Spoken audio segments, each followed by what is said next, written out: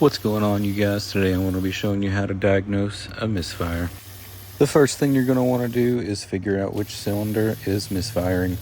This Honda had a P0303, which just means that there is a misfire on cylinder 3.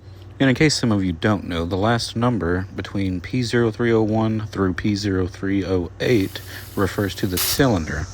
Something else that will help you is figuring out the firing order and which cylinder is what number.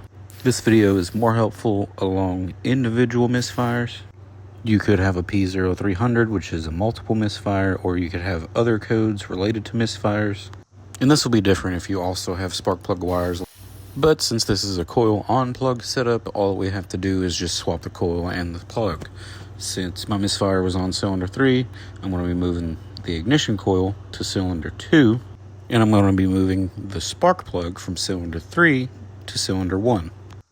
If there were spark plug wires, I would be moving that wire to cylinder 4. I do recommend at least writing down what you moved to where. That way, whenever you do a test to see where the misfire moved to, you at least have some sort of knowledge as to what you moved.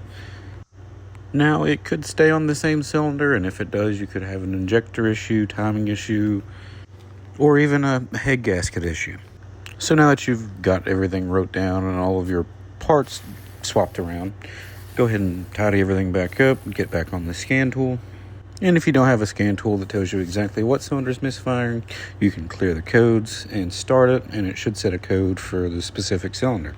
Since we got it all wrapped up, we're going to hop back on the scan tool and see exactly which cylinder is misfiring, and it's looking like it moved to cylinder 2, so we're going to go ahead and get an ignition coil.